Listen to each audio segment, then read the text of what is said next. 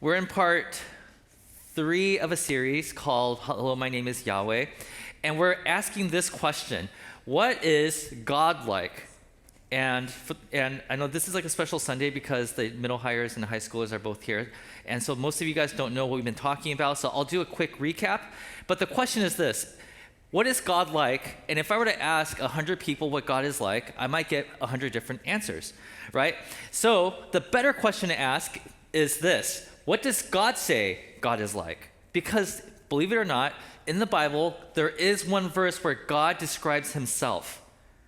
And you would think, the Bible starts with Genesis and ends with Revelation, that he would probably introduce himself in Genesis, but he doesn't do that. He doesn't describe himself until the book of Exodus.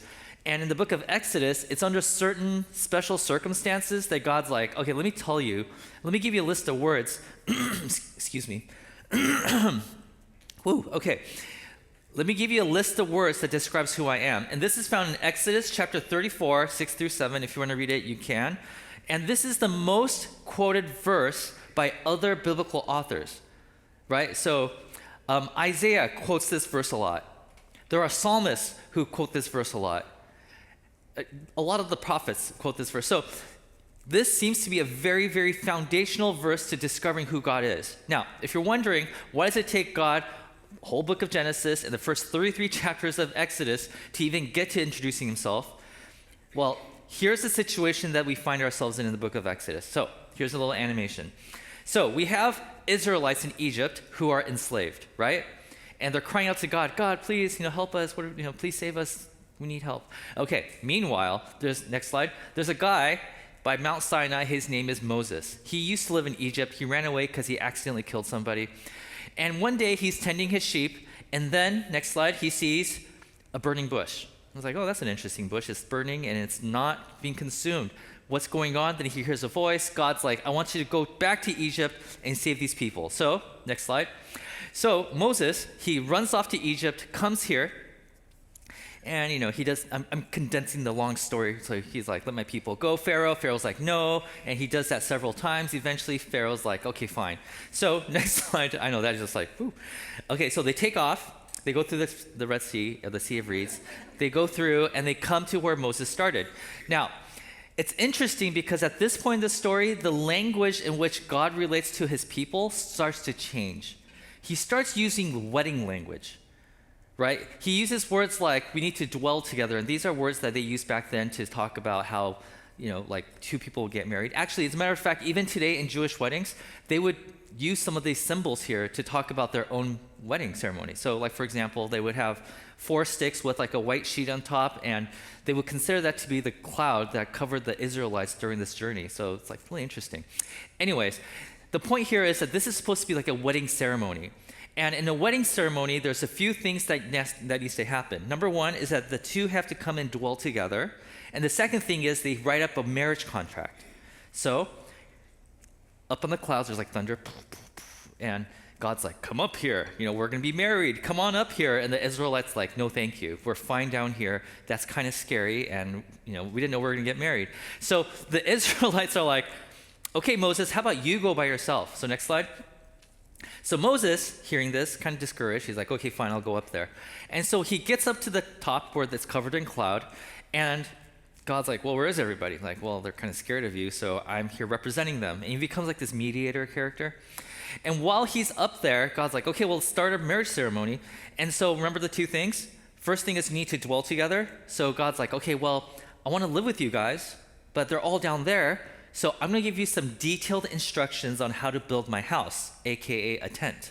That's called the tabernacle. So he spends chapter after chapter talking about how he wants it decorated, what material to use, all that stuff, right? So he spends a lot of time telling Moses, like, Moses, are you writing this down? It's like, yeah. He's like writing it down. Okay, next thing. Second thing is we need a marriage contract. What does that look like? Next slide. So God gives him these tablets called the 10 Commandments. If we're going to make this work, here are some ground rules that this relationship is going to be based on. We call that a covenant now. But anyways, so while this is happening, and this is taking a lot of time to happen, meanwhile, next slide, down at the mountain, these people are like, Moses has been gone for a while. How many days has it been? It's like, I think it's been about like, they didn't have watches, but they're like, oh, I think it's about like 40 days. I'm like, oh, did Moses leave us? Well, what about Yahweh? What about God? Where is he? It's like, well, the cloud's still there, but there's no evidence that he's here with us. And they start to get worried. So what do? They're like, then what we need to do is we have to recreate God.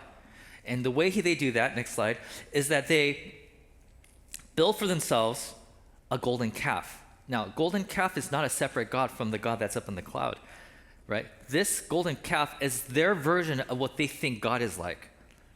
So just imagine, this is a wedding ceremony. And in the middle of the ceremony, the people who are supposed to marry God, they are thinking, I'm just going to make our own version of the person we're supposed to marry. Like, how offensive is that? So anyways, next slide. Moses comes down eventually from the cloud. He's like, hey, I come bearing gifts. And he's like, what in the world is going on? He's like, you know how offensive this is to God?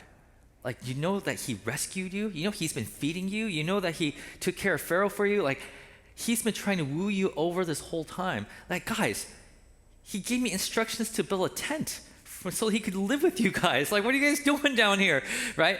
And so out of frustration, Moses is like, this marriage covenant, So next slide. So he throws the 10 commandments and he destroys the golden calf because he's frustrated. Now, long story short, he goes back up the mountain, he gets another pair, comes back down. But when he comes down, next slide, he decides, like, he's so discouraged, he comes down here, builds his own little tent, not the tent that God told him to build. And God's like, okay, I'll dwell with you, Moses. These people, they don't seem that interested, so it's just you and me. Now, while that's happening, Moses is having second thoughts. He's like, wait a minute, God. You asked me to come out here and rescue these people with you out of slavery so that we could dwell together and go into the world together. Just you and me, one-on-one. That was not our deal. Our deal was with everybody else. But God's like, but they don't want to be with me. They don't want to, everything they've done so far seems contrary to somebody who would want to be together with me. But Moses is like, wait a minute. I never asked you this question, but who are you? I just assumed that you were this loving God that wants to take care of us and rescue us, but now you're talking about abandoning these people in the middle of a desert? And so Moses gets the courage and says, show me who you are. Because if you're not who I thought you were, then I don't want to go with you either. Show me your glory. And so God's like, okay, if you really want to know who I am, the next morning, when you wake up tomorrow morning, I want you to get out of your tent, go to the other side of the mountain, and I will show you who I am. So next morning, next slide, Moses goes to the other side of the mountain, and he's like really nervous, like, oh boy, I'm gonna see God. And then God's like, oh, I can't show you everything I am because then I'm like too holy, you'll disintegrate. So I'll show you the trails of me, which a lot of Hebrew scholars are trying to figure out what that really means. Even today, we don't know, but I'm just gonna represent it with light. So next slide. So, okay, so he sees God's glory. And while that's happening, he hears the voice of God, and that's Exodus 34, and this is how that goes. The Lord, or if in your Bible, if you see the word Lord in all caps, it's basically saying Yahweh, Yahweh, the compassionate, the gracious, and slow to anger, abounding in love and faithfulness, maintaining love to thousands and forgiving wickedness, rebellion, and sin. So here's the list. The list, here we go, is compassionate, gracious, slow to anger, abounding in love, faithful. Okay, so these are the things that God used. These are the words that he used to describe himself. I don't know how you would describe yourself in 5 words or less, but these are the 5 that he used. Last week on Mother's Day, we talked about the first one, which was compassionate, and we learned that the word compassionate, do you guys remember the Hebrew word for compassionate? Rachum? Yeah, okay. It's okay, you don't listen to me, it's okay. As long as you don't fall asleep on me, then I'm not offended. Okay, remember, the word rachum comes from the Hebrew word for womb. It's a motherly term, right? And the first word that God uses to describe himself is like, I love you as a mother cares for her child. Okay? Today we're looking at the second word, which is, the second word is gracious. And this is what it looks like. And the word here is chanum. Okay, now you don't have to know that because this is an adjective. We're going to be looking at the noun form of this, which is grace. And that word is the word chen. Let me hear you say chen. Yeah, you got a thing. Oh yeah, chen. Okay, that means grace. Now, If you've been in church for a while, you know that the word grace has been used way too many times that it's lost its meaning, right? In the English language, when we use the word grace, we use it in like, I don't know, like, let's say grace before we eat, right? Or you have graced us with your presence. Or, oh man, when that guy dances, he's so graceful. Or, I don't know how you use word grace. Like, show me some grace. Let's pretend that we never heard the word grace before, because today what we're going to do is we're going to be building from scratch the definition for what grace is by looking at how it's used in the Bible. Are we cool with that? Okay, let's do this. So the first place I'm going to take you is Psalm chapter 45. Let's see how the word chen is used here. My heart is stirred by a noble theme as I recite my verses for the king. My tongue is the pen of a skillful writer. Now, the scene, if this makes it sound like there's a jester that's like in the middle of a king's courtyard and the king is sitting on the throne and you're like, may I recite to you, how wonderful you are. That's exactly what's happening here, okay? So this is what this jester would say. You are the most excellent of men, which in Hebrew that means like you're the best looking dude I've ever seen. Okay, it's like you are so handsome and your lips have been anointed with chen. There it is right there. Since God has blessed you forever. Okay, so this is what he's saying. O king, you are the best looking dude I've ever seen. Nobody here matches your beauty. Okay, and then the second thing he says, and when you speak, your voice, it makes all people in the world want to lean in and hear your voice more and more. Like when you speak, we all just melt like butter, right? It's like when guys sing, so it's like, oh, everyone's like, oh, right? Okay. So here the word chen means delightful, beautiful, something good. Okay, that's what grace means here. So like when I hear you speak, it's like a gift to my ears. My ears are happy when you speak. Okay? So that's one use of the word chen in the Bible. Let's look at Proverbs chapter 1. Here's another use of chen. The book of Proverbs is basically a list of wisdom literature. It's like great advice, okay? Listen, my son, to your father's instruction, and do not forsake your mother's teaching. Like, listen to what your parents are teaching you. This is so important. They are a garland of chen, your head, a garland to chen, your head, and a chain to adorn your neck. Like, when you listen to the advice and the instruction of your parents, it's as wonderful as somebody putting a floral crown on your head and you look beautiful. Okay, so what he's saying is, chen is like, it's like when I look at you, it's like a gift to my eyes. Okay, so chen is like a gift to your ears, gift to your eyes. It's just a gift. It's an ornament, in this case, that makes your head look beautiful, right? Like an earring or a necklace or whatever, right? Whatever you put on yourself, it makes you look even more beautiful. That's what chen is, okay? Now, in case you guys are like, I still don't get it. Okay, so chen, okay, just think about it this way. Chen is beauty and delight. So every time you see the word chen, think about that. Now, some of you are like, I still am trying to conceptualize what that would look like today. I found a perfect video clip for you guys. As you guys know, ever since my son started playing baseball, I'm starting to get more into baseball too. And a few years ago, we were watching baseball, and I saw this thing that I was like, that is the most gracious, like, it's so wonderful, it's so beautiful. Okay, I want to show you this. Let's see, there's no audio, so you can just watch this. Okay, so there's Will Smith that's at bat. They pitch the ball. There's somebody on second base right here. His name is Trey Turner. He's running to third, and now he's running to home, and he slides.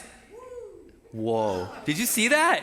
Now, it's so good that this channel decided to put that on repeat over and over from different angles. Because, dude, do you see that? Look. He slides, and he walks off like, no biggie, right? No big deal, right? Thank you, Trey Turner, for that beautiful thing. Like, my eyes were so blessed. I wanted to see it over and over again. Okay, so this, what you just saw right here, is a gift to my eyes. You can say that slide was chen, okay? So when you see something that makes you say like, wow, I could watch that forever. It's like my eyes are thanking me for being alive because it was like the best thing I've ever seen, right? That's chen, okay? And last week, when you guys heard the men and the youth and the children sing, especially when Alan, sang his solo, and then Siddhartha sang his solo, and then Danny and Guy, and then Luke, you did your awesome closer, right? That was a gift to my ears, right? Thank you. Okay. Or when my kids tell me about their passion, like, oh man, I love doing, like, my son, like, I love baseball. Or when my daughter's like, I like anything that looks like a Sanrio character. And I'm like, oh, look at them so happy. That is it's a gift to my heart. I'm like, oh, I could hear them talk about what they love all day long. It just makes me so happy. It fills my heart, right? Or when I hear about how some of you are experiencing God's goodness in your life, that is a gift to my soul. That's what chen is. So a chen, I'm starting to hurt back here. Beautiful and delightful gift. It's a gift. We are better off for the gift that you've given me, my eyes, my ears, my heart, sometimes my appetite. And you make something delicious, I eat it, I'm like, whoa, that's chen, that's so good, right? But this is an incomplete definition of grace. Because when you read the Bible and you see examples of the word chen being used everywhere, you start to discover that there's something else that's attached to just it being a gift. Because what you discover is every time there's chen in the scriptures, there's always something that follows it. So scholars are like, well, maybe this isn't the complete definition. Maybe this is a little bit longer, right? And so the long one is, it's that beautiful and delightful gift that is reciprocated. Reciprocated, okay? That means because of the gift, it affects somebody else. Because of the gift that God has given me, it causes me to behave a different way. Like there's something that changes because of the gift. Here's an example that might not be good. I know I can't relate to it, but I'm using myself as an example here. Okay, so here we go. Let's just say there's two people. Let's say this is me, okay? And that person over there is somebody I just met on the street the other day. I don't know, right? And then as we're hanging out, just standing, we don't know each other. All of a sudden, next slide, this guy over here, he starts to dance. Now, me seeing that, I'm like, that is a beautiful dance. That's a Macarena, by the way. I'm like, I need to do the Running Man, right? Because I'm like, the world is better for that. And somebody's walking by, and he's like, look at these guys dance. I'm going to dance too. And before you know it, like more and more people are like, I need to be a part of this party too. So the moonwalk, yeah. There's one thing that happened, and I saw that as a gift to my eyes, and I reacted to it. I wanted to be a part of it. So I started doing the same thing or something similar, right? And then somebody saw me doing it, and they're like, I want to be a part of that beauty. And so they start doing it, and then other people start joining in, and before you know it, the whole world is dancing. Okay, it went from a bleak world to an inspiring world. Maybe you painted something, and somebody saw it and said, that just inspires me. It compels me to do something. And they go and do something beautiful. That's chen. So chen is a gift that compels others to participate in creating more beauty in the world. That's what grace is, okay? So I'll give you some more examples in the Bible. There's a book in the Bible early on. It's called the Book of Esther. It's one of the only two books in the Bible that's named after a female.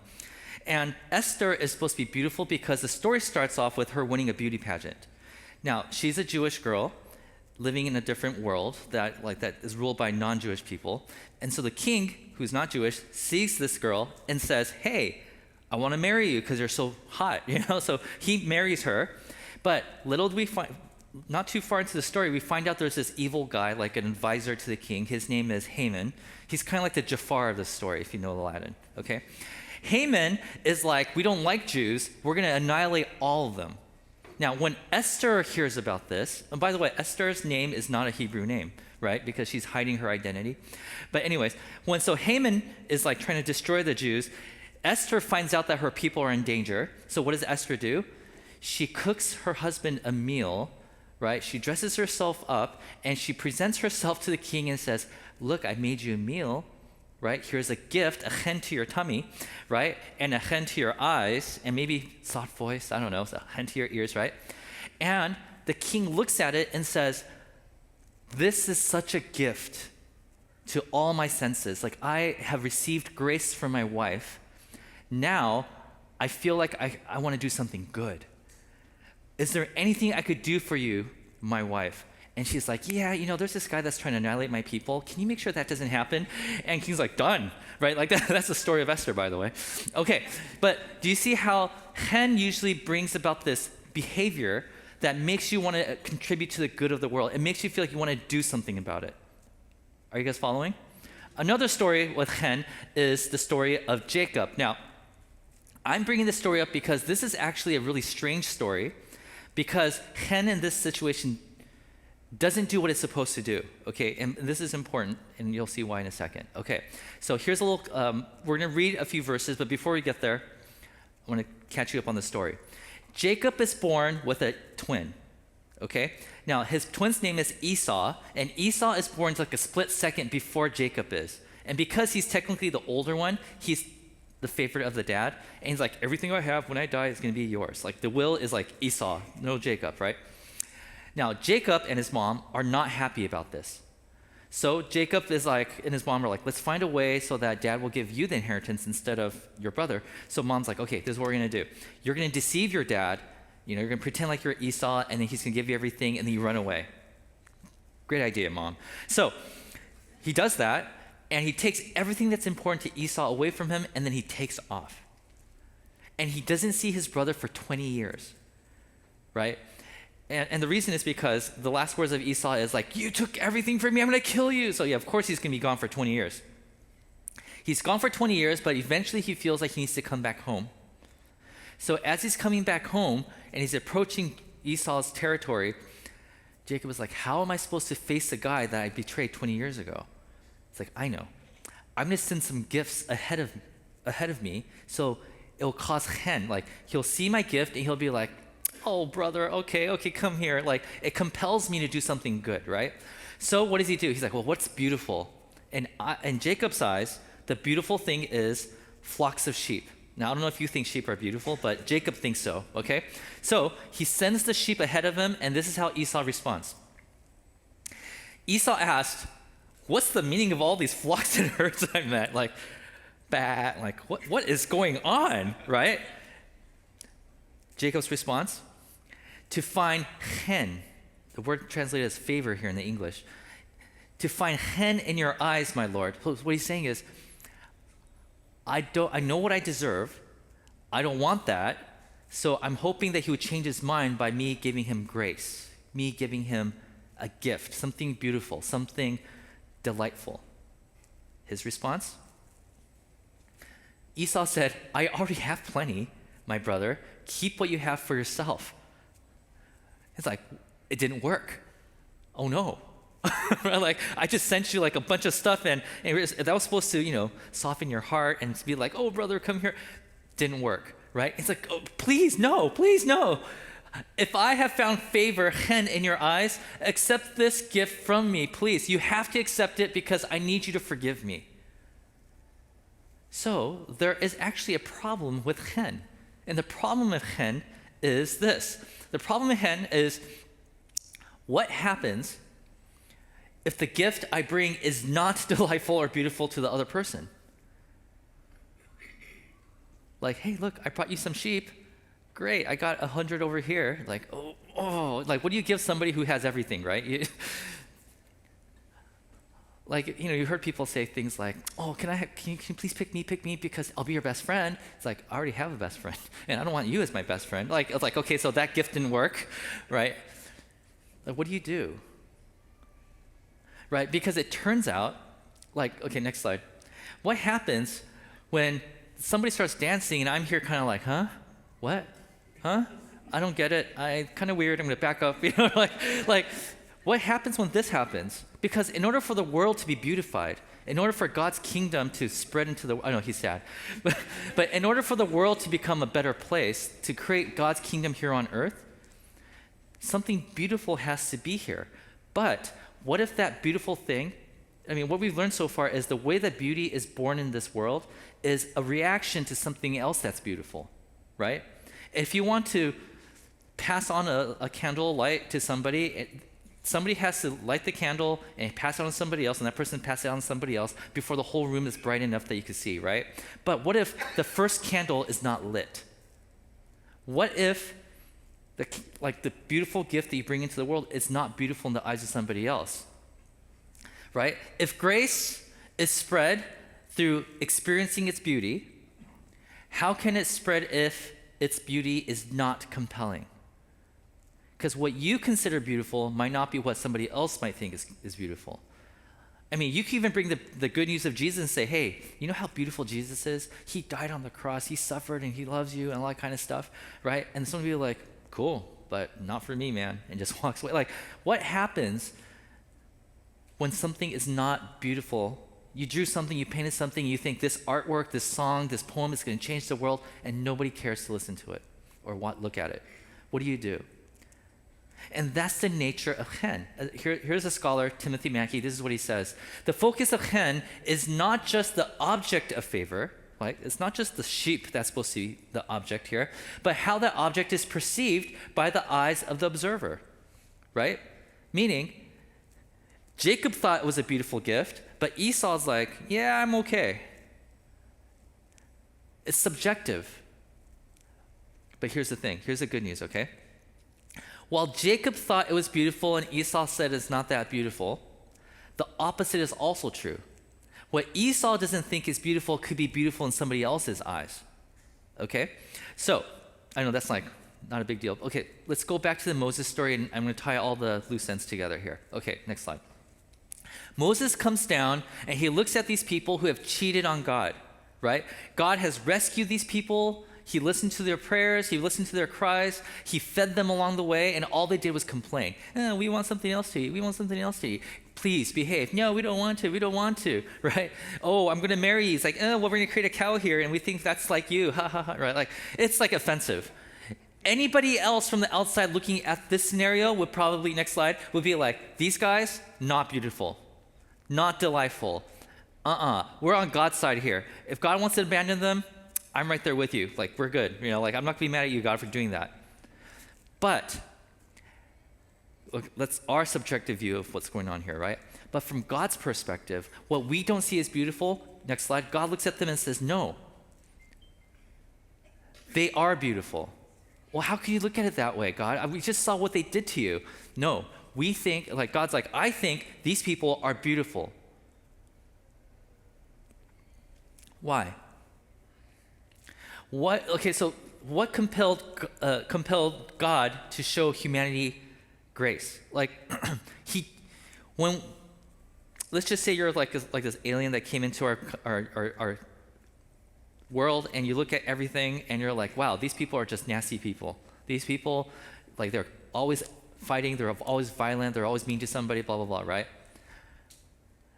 From their perspective, the world is a very nasty place. But God, like, from their perspective, it's like the sheep, like how Esau sees the sheep. It's like, there's nothing special about these people. But from God's perspective, like Jacob, he sees them and says, no, they're actually beautiful. Right? If grace is something that is birthed from seeing something and saying, that is so beautiful, that compels me to do something beautiful in this world, what is the thing that compels God to do something beautiful? God chose to see the beauty in humanity even in our vilest moments. Think about this. If grace is birthed and only spread by seeing something else that's beautiful, and there's nothing beautiful around us, where does grace come from? What is the inspiration that God draws on to show beauty to the world? He says, I look at everything that people will consider to be ugly, and I find something beautiful in that. And that moves God to show grace to the world, right? So, because he sees the beauty in you, like, even you're like, there's nothing lovable about me. God's like, no, I see something in you that's lovable, and that makes me want to do something good in this world. And because of that, it leads to that beauty compelled God to show us grace. So from our perspective, it feels like, oh, God just loves me no matter what. But what's actually happening behind the scenes is God is looking at you and saying, I know most people don't think much about you, but I see something in there that's of value. And that just makes me want to do something good. And now we're receiving God's grace. When there's no beauty in the world, God chooses to find beauty in everything. And because of that, he shows grace on us. I know this is kind of complicated, it's like philosophical. God will always initiate chen by choosing to see the chen in us. So what does this mean for us? What does this mean for us? Have you ever been in a situation where you're at odds with somebody?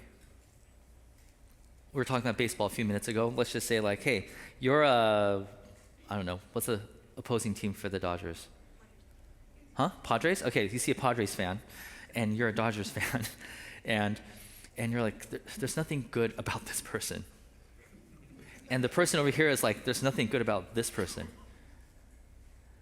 As a follower of Jesus, as a follower of God who sees the beauty in the things that nobody sees beauty in, and in response to that, you will look at the person and say, hey, you love baseball. That's great. I don't know. Think of something like find the positive in the midst of nothingness, right? And say, hey, I noticed how passionate you are for your team. I wish more people were passionate about their team and have so much pride in their team like you did.